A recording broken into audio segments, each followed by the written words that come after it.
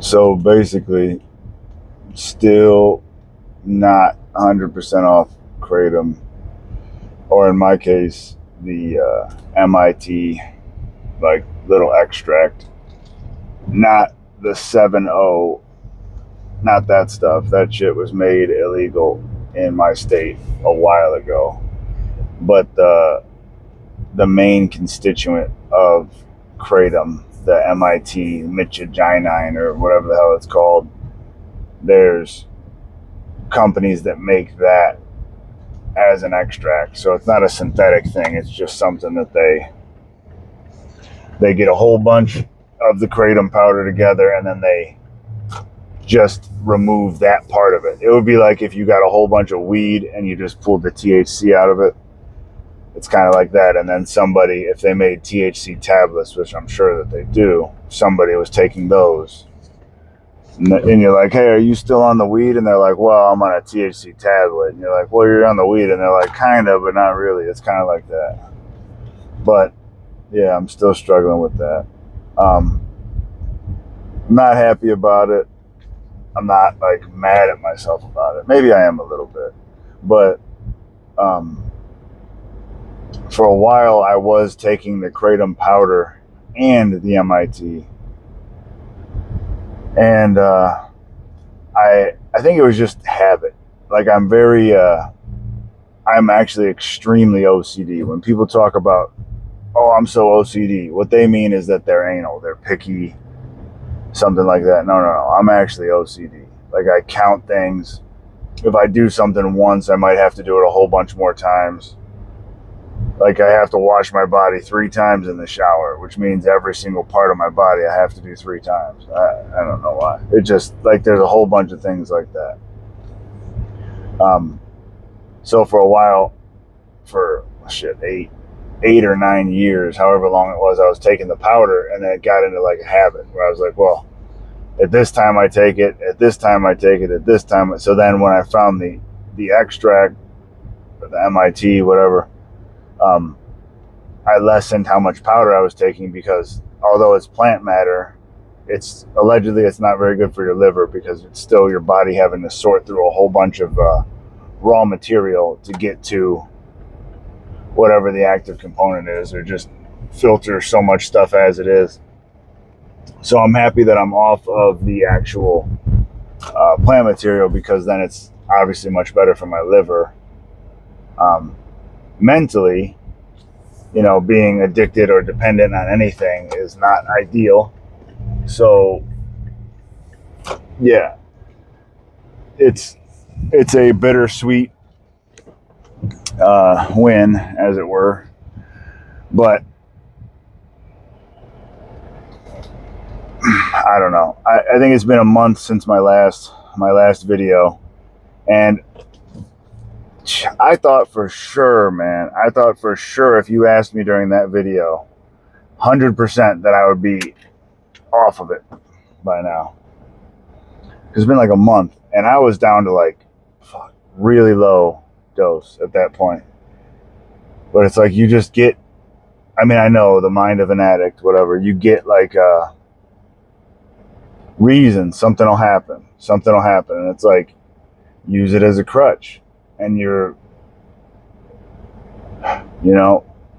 it's just like you have something kind of screwed up at work happen, or, somebody's being shitty or this or that. And it's like you can deal with it for a little while. But then at a certain point, you're like, man, I just don't want to. It's not even like I don't want to deal with it. It's like you get, like your stress level gets to a point where it feels like doing less damage to take whatever your thing is than it does to just allow yourself to be that stressed. And there's probably some science to that. I'm not condoning anything. I'm not saying that. I'm just saying that they always say, oh, stress is the real killer, and cortisol is the real killer, and this and that. And I used to drink, daily for sure. I wasn't drinking like an absolute ton, but I was drinking very frequently. It was very regimented, because that's how I am with stuff. Like I count things, like I said. But I would even talk to I had therapists and counselors and all that stuff. And I would be like, you know, when I get home and I drink, I was like, that stops, seemingly, it feels like it stops my cortisol, or it cuts off whatever that stress thing is. And they never really had a response to it. And basically that was me saying like, well, I think that this is probably less bad for my body. It's like the lesser of two evils. And I don't know if that's true or not. It's probably not true, because I believe that kratom does actually raise your cortisol, allegedly, because it sure as hell doesn't feel like it raises it. I mean, I don't know. I need like some sciencey nerd people to help me on that one, because it definitely doesn't feel like it raises it at all. It feels like it lowers it. But anyway, so I got myself right back into the same situation, just with allowing life things to stress me out enough that I failed, or I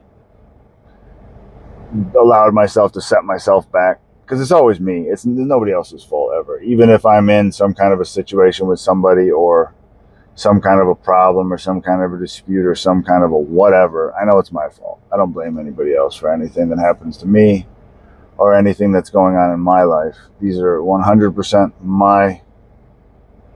my issues. It's like if I go to the grocery store, a lot of times I won't get a cart, because I'm like, I don't want to get a whole cart's worth of stuff, so I'll just get whatever I can carry.